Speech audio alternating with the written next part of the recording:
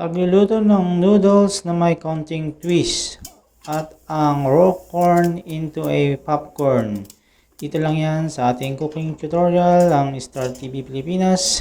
Watch lang po kayo until the end. Let's get started. Sisimulan po natin ating pagluluto. Nagpakulo po tayo ng tubig at nilagyan na natin ng repolyo at ang okra. Kasi po para siya maluto agad ang gulay bago natin po ilalagay ang ating noodles. Kasi pag purong noodles po ang ating ilalagay lang, hindi po para sa akin, hindi po masyadong masarap. Pero kung lalawakan po natin ng gulay ang ating noodles, mas masarap po. Mix up ng vegetable ang ating ginawang noodles. Kaya mas masustansya po, lalo na po pagkakain ay mga bata. Mas masarap po ito. Mura lang po ang kanyang naging ingredient. Isang noodles lang po, isang eggs, tapos kalahating repolyo, tapos isang taring okra. Wala pa pong 40 pesos yung aking nagastos. Dahil po ngayon pandemic, kailangang tipid-tipid sa ating pagkain. Matipid na po ito, masustansya pa. I-try nyo po sa bahay, baka po magustuhan ng inyong mga alagang chikiting or mga bata dyan na mahilig sa noodles pero may kaunting gulay para po mas masustansya. Pag creamy na po yung ating sabaw, pwede natin po siyang hanguin or tanggalin sa lutuan para hindi po masyado ma-overcook yung ating noodles.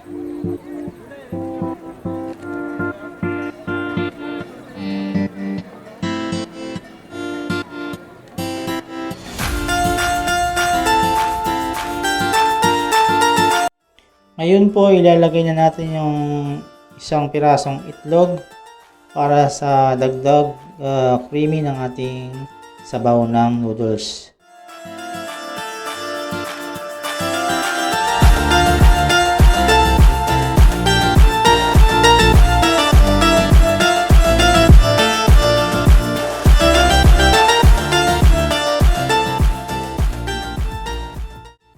Ayan po, tingnan niyo po yung aking pagkakaluto. Malapit na po siya mag-creamy yung kanyang sabaw. Kasi nahalo na po yung itlog dun sa tubig. Kaya may karoon na pong creamy. Tapos lalagyan na lang po natin ng kaunting alat yung ating niluto. Kasi medyo matabang po kasi medyo marami tubig at maraming sahog na gulay. Kaya medyo tumabang po yung kanyang timpla ng noodles. Kaya lalagyan po natin ng kaunting asin. At pagkatapos ng asin po, ayun po, maghintay na lang po tayo mga after 2 minutes. Maluluto na po yung ating noodles with vegetable.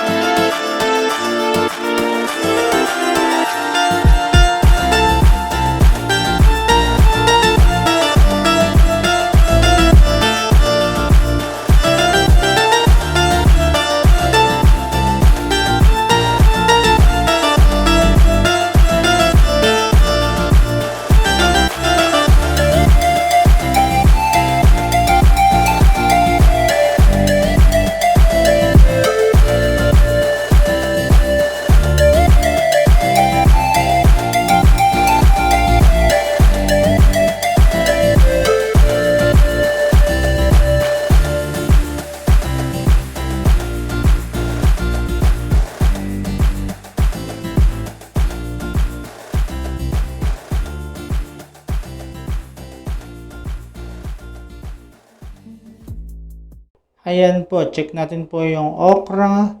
Medyo malambot na po siya. Kaya okay na po yung kanyang pagkakaluto.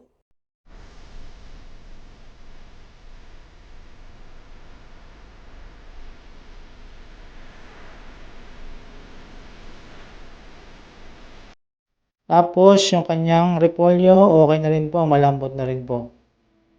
Pakulo lang natin po na konti para ready for serving na po yung ating noodles with vegetable.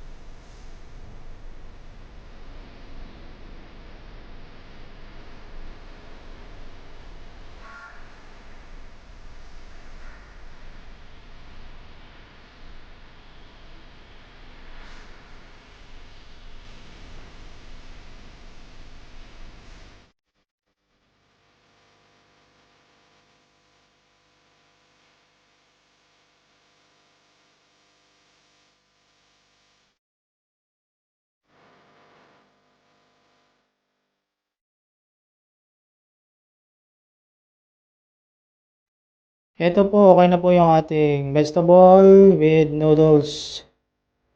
Kaya pwede natin po siyang hanguin at ready for serving na po. Kung magustuhan niyo po ito, try niyo rin po sa bahay. Nalutuin, napaka-easy lang po ang pagluluto.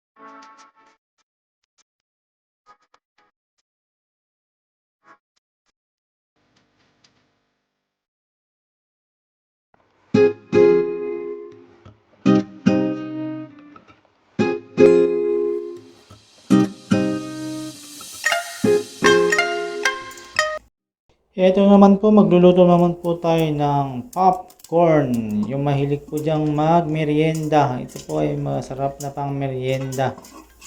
Mura na po. Marami pa po ang pagkakaluto. Kaya habang kayo ay nasa bahay, stay at home lang po, nanonood ng movies, maganda po itong inyong inangata-ngata. Habang nanonood kayo ng mga movies, nanonood ng YouTube, magluto po kayo ng popcorn. Ang ingredient lang po nito ay ang mantika lang po, hilaw na mais.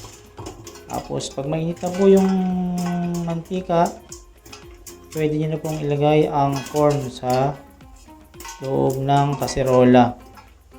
Tapos halo-haloin nyo po hanggang sa maghalo ang mantika at saka yung corn, para po pag mainit na po siya, puputok na po yung kanyang corn sa loob. Malalaman nyo naman po pag malapit ng maluto ang corn kasi puputok-putok po siya sa loob. Haluin po ng haluin nyo para hindi po masunog yung ilalim niya. Kasi pag hindi niya po siya hinalo, susunog po yung kanyang ilalim. Kaya habang pumuputok po yung ating corn sa loob, halo-haloin nyo po. Huwag nyo pong buksan yung takip ng kaserola kasi tumatalsik po yan sa labas. Kaya dapat haluin nyo po yung habang may takip, para hindi siya magliparan po yung kanyang popcorn. Kapag binuksan niyo po ito at wala na po kayong naririnig na pop out ng kanyang popcorn, ibig sabihin po nyo na luto na po siya lahat. Kasi po pag hindi nyo po siya tinanggal agad, baka po siya masunog pa. Kaya habang wala na pong pumuputok, ibig sabihin luto na siya, tanggalin nyo na po. Lagyan nyo na lang po ng kaunting asin para po may lasa yung ating popcorn. Ayan po, nagtimpla po ako ng pangalawang timpla ng popcorn. Ayan po.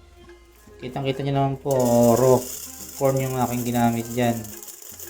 Tansyahin nyo na lang po kung gaano karami yung inyong ilalagay na mais.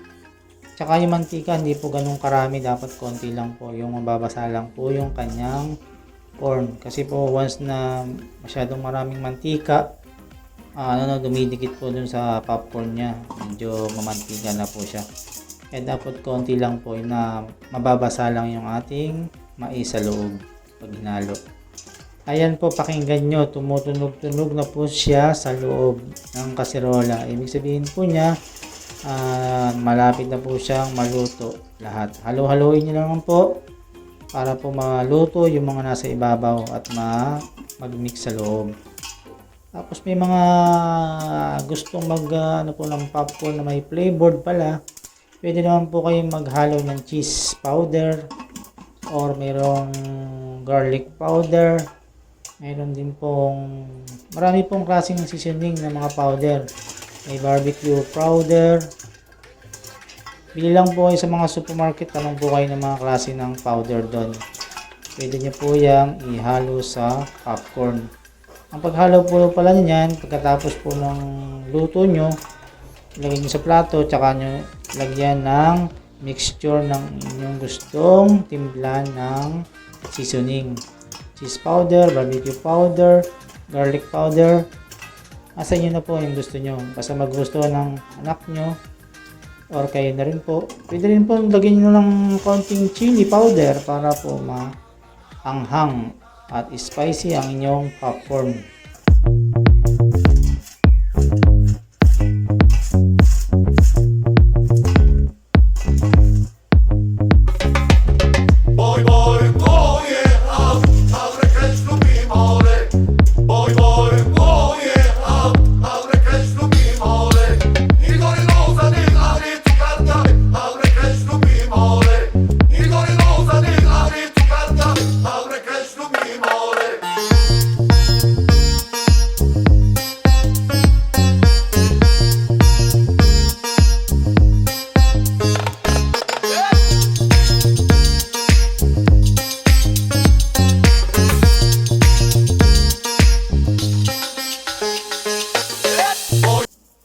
Ito na po, ready na po ang ating natural popcorn.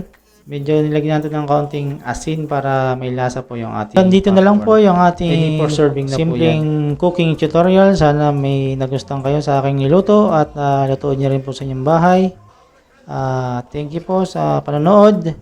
Down below po kung mayroon pa kayong mga idea na ipapaluto, baka maluto ko po yung gusto nyong i-request na pagkain. Hanggang dito na lang po and have a good day. Take care of all of us.